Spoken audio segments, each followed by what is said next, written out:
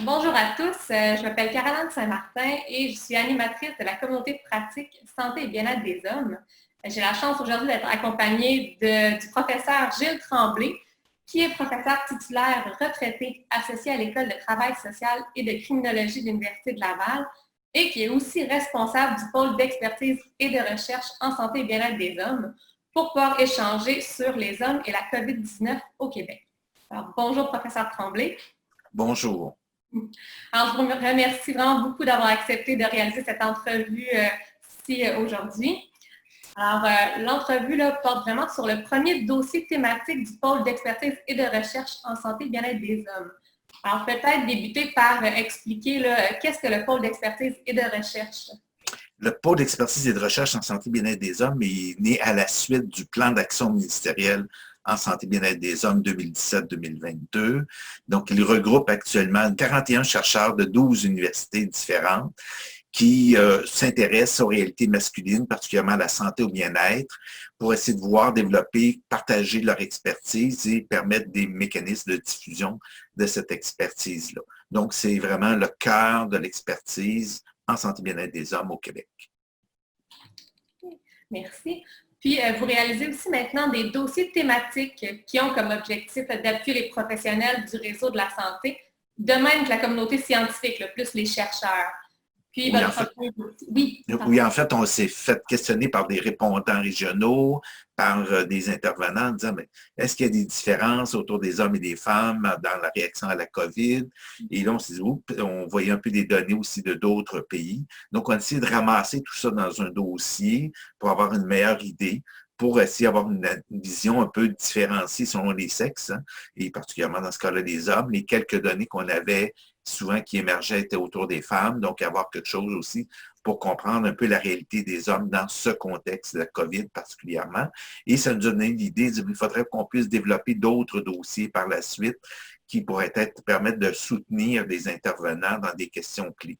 Actuellement, par exemple, ce sur quoi on travaille, c'est de monter un dossier sur la téléconsultation, par exemple. Il y a des intervenants dans les organismes communautaires, dans le réseau public qui se posent des questions, comment les hommes réagissent à la téléconsultation. Donc, on va essayer de voir qu'est-ce qu'on peut, ramasser les données autour de ça, qu'est-ce qui a été préparé ailleurs, dans d'autres pays, dans d'autres endroits, et ce qu'on connaît de la situation au Québec actuellement. Okay. Vous avez déjà des idées pour les prochains dossiers thématiques, à ce que je vois? Tout à fait. Alors, les questions sont toujours bienvenues des intervenants, des répondants, et à partir de ça, nous, on peut monter des dossiers. Ah, super. Puis, avec ce que vous avez vu là, dans les écrits et tout, c'est pour quelle raison est-ce que c'est important de s'intéresser aux hommes en lien avec la COVID-19? En fait, il y a des questions de différents niveaux. Hein. C'est-à-dire, d'une part, quand on regarde le nombre de personnes affectées et de décès, déjà, ça pose un certain nombre de questions. Et aussi des effets psychosociaux, particulièrement, qu'il peut y avoir autour de la COVID et qui peuvent être différenciés selon les hommes et les femmes. Notamment, quand on regarde un petit peu les chiffres de personnes infectées et de décès, une personne infectée, c'est difficile à calculer, comparer d'un endroit à l'autre, puisqu'on a des manières différentes de procéder. La quantité de tests qui sont faits aussi très variable d'un pays à l'autre. Et on a juste à penser que nos voisins du Sud, le président a décidé de diminuer le nombre de tests. Donc, du même coup, on a l'impression qu'il y a moins de personnes infectées. Donc, c'est une donnée un peu aléatoire. Le nombre de décès reliés à la COVID est peut-être un peu plus significatif. Mais ce qu'on sait, là aussi, il y a des écarts très importants. Par exemple, en Grande-Bretagne, 75% des décès sont des hommes. Alors qu'ici, au Québec, on est autour de 47-48%, donc des taux différents. Ce qui est constant, par contre, c'est que partout, on a généralement à peu près 10% de différence de taux entre les personnes infectées et les personnes qui décèdent. Donc, si on regarde un peu, on compare le taux d'hommes et de femmes là, de personnes infectées et de décès, il y a généralement 10% de plus d'hommes qui décèdent que d'hommes infectés en pourcentage, qui m'ont dit que généralement, donc les hommes utilisent moins le dépistage que les femmes de manière générale, ce qui correspond à d'autres situations de la vie où on se rend compte que les hommes utilisent moins les mesures préventives habituelles.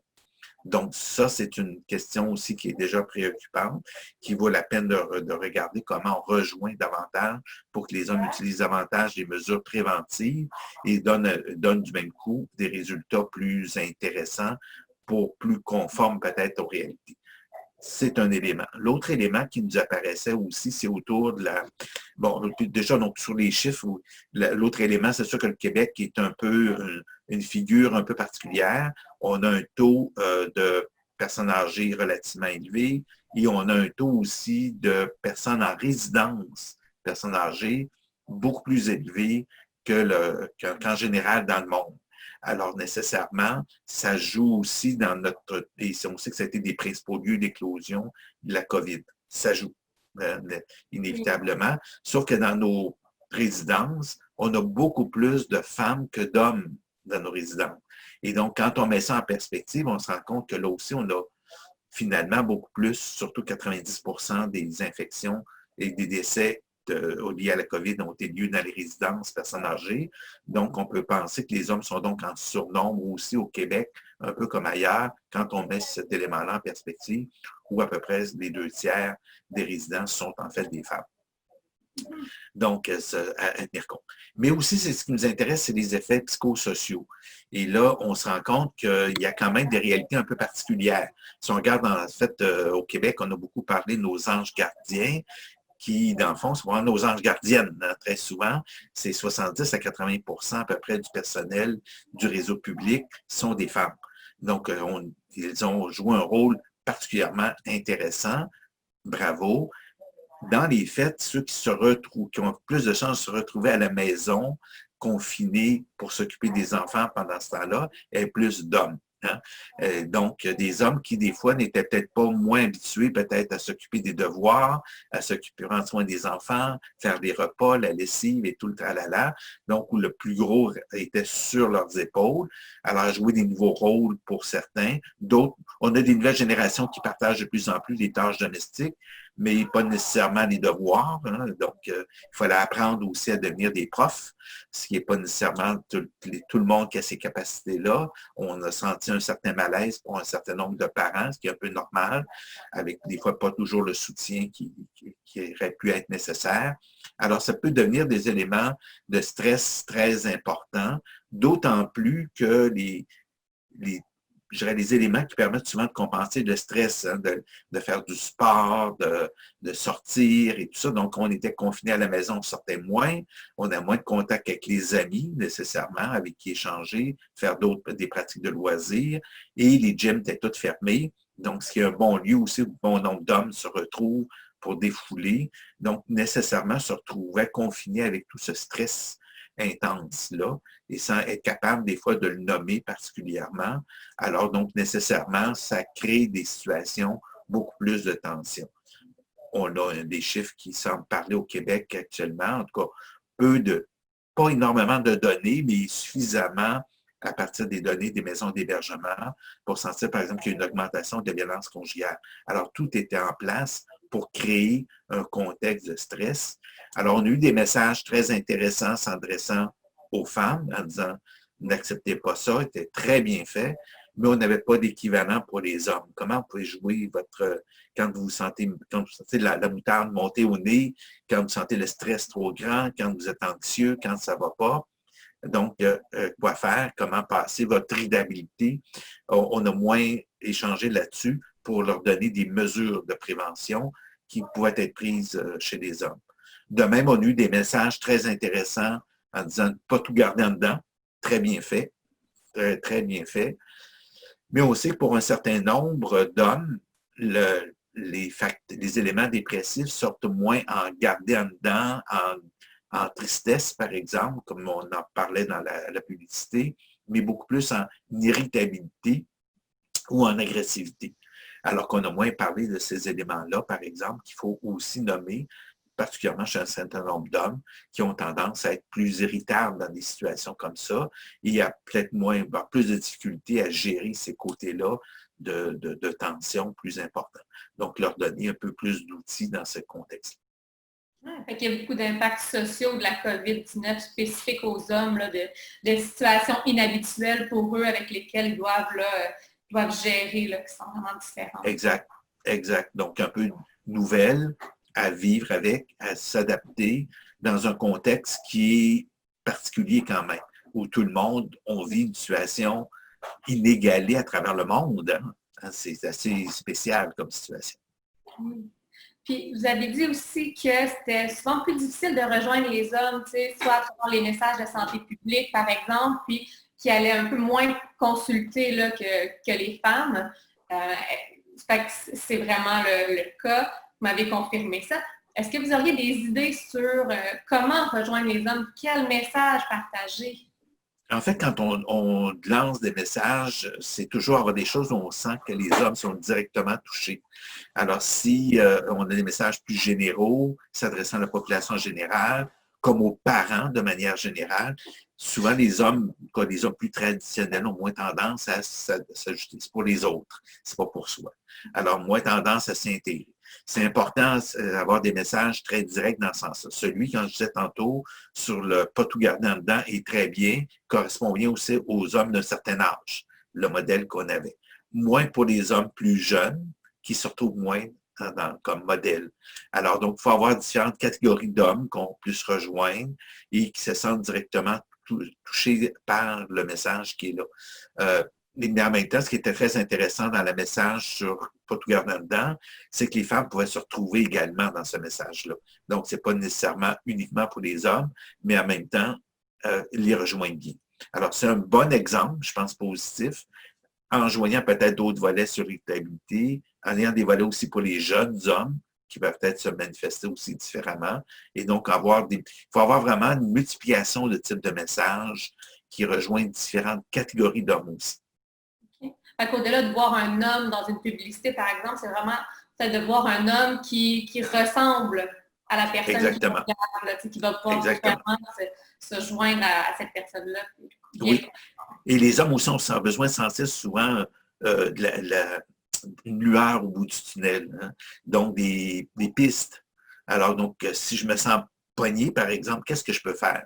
Donc, on ne dit pas tout garder en dedans. Donc, on laissait l'idée d'en parler.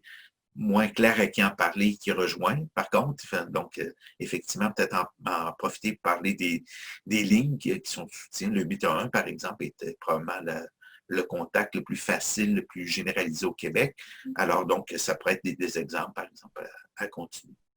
Fait qu'y aller très concrètement avec des pistes de solutions, là, de quoi faire, là, exactement. Très précis, très précis. Effectivement, ça aide. Et l'autre chose aussi, c'est qu'il faut aller un peu plus être proactif. Il y a des groupes d'hommes qu'on va avoir plus de difficultés à rejoindre nécessairement. Je pense actuellement, on a des foyers d'éclosion parmi les travailleurs migrants. Et donc, c'est des gens qui sont relativement isolés. Souvent, la langue aussi contribue parce qu'ils parlent espagnol, souvent parce qu'ils viennent du Mexique, du Guatemala ou ailleurs. Alors, et en même temps, ils sont dans des situations où il demeure plusieurs dans des petits logements et donc très favorables à l'éclosion sans avoir toute l'information nécessaire pour autant. Et on sait que les employeurs doivent théoriquement les informer. Est-ce que c'est toujours fait? C'est moins évident. Alors, donc, comment peut-être aller vers ces gens-là aussi, trouver d'autres moyens. Et aussi, mais quand les hommes consultent pour d'autres problèmes, exemple, période de séparation, où il y a eu un suicide autour d'eux, il y a eu ils ont eux-mêmes des suicidaires, aussi vérifier tous les impacts de la COVID-19 auprès d'eux. Vous vous sentez plus irrité ce temps-ci, plus triste. Comment ça s'est vécu pour vous, la COVID? Comment ça s'est vécu, le confinement? Alors, prendre le temps, je pense, d'investiguer avec eux, même si eux n'en parlent pas d'emblée, je pense qu'il faut aller de l'avant. C'est un peu une particularité avec les hommes. Très souvent, il faut questionner un petit peu plus pour avoir toute la substance pour pouvoir laquelle on va travailler. C'est ça. Ça revient vraiment le côté très direct, poser des questions beaucoup. Fait que vous avez nommé certaines catégories d'hommes là, qui semblent avoir peut-être des enjeux particuliers auxquels on devrait porter peut-être une attention particulière, comme les personnes qui sont les immigrants ou les personnes qui ont vécu des situations difficiles ou en lien avec le suicide, par exemple. Est-ce qu'il y a d'autres catégories d'hommes auxquelles on devrait porter une attention particulière? On sait qu'on a une augmentation de la toxicomanie en cette période, donc il faut sûrement y réfléchir et voir un peu comment on rejoint davantage ces gens-là, surtout que ça a pris un certain temps avant de réajuster pour les services. Donc, aller de l'avant de ce côté-là, je pense que c'est un élément important. C'est sûr qu'en contexte de pauvreté, ça devient aussi plus difficile parce que souvent, on se retrouvait dans des logements surpeuplés.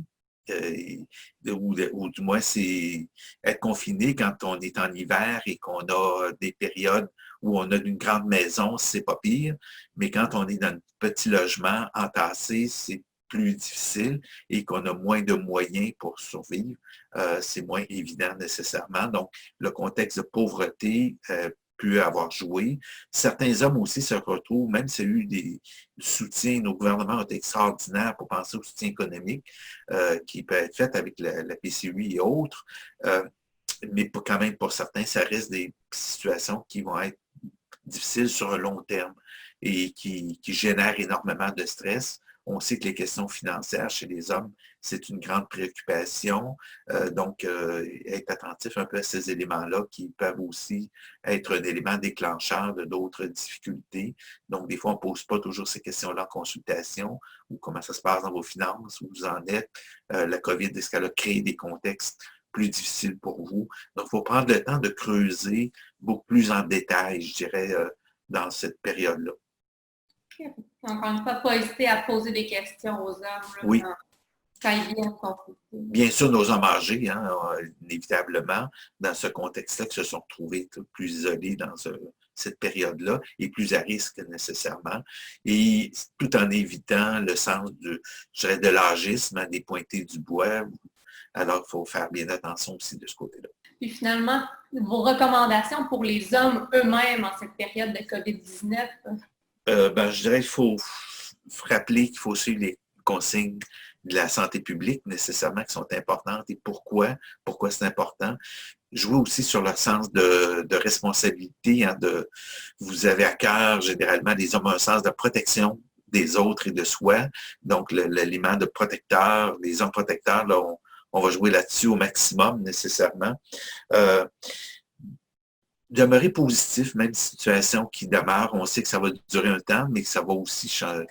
Et se dire aussi qu'on a mis le Québec en pause, se mettre en pause, c'est aussi pour donner un temps de réflexion sur soi, sur ses choix personnels, sur nos choix sociaux aussi qu'on fait nécessairement. Et peut-être que revoir nos priorités, des fois c'est une bonne occasion de le faire pour vraiment mettre les priorités qu'on pourrait dire aux bonnes places. On se donne souvent beaucoup de stress inutilement. Donc, ça nous oblige à ralentir le rythme et c'est pas nécessairement mauvais, au contraire. Donc, on peut apprendre beaucoup de ça. Je pense que c'est peut-être des leçons les plus importantes. Et bien sûr, ne pas gêner de consulter. Les services sont là pour soi et ils demeurent disponibles. Il y a le 811 qui existe nécessairement. Il y a un certain nombre de ressources aussi qui se sont développées pour les hommes en particulier un peu partout au Québec. On n'a pas partout, mais quand même un certain nombre qui sont à utiliser, dont les services 811 sont habituellement très liés, très en lien. Donc, actuellement, il y a toujours de la place pour accueillir quelqu'un dans sa détresse, dans ses questionnements.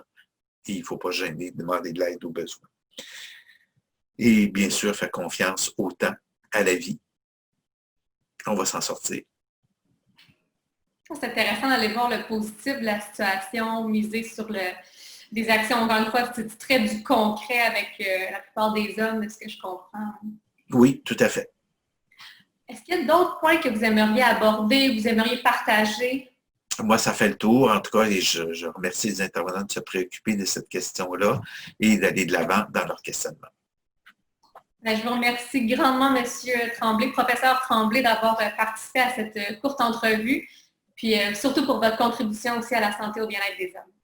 Merci beaucoup.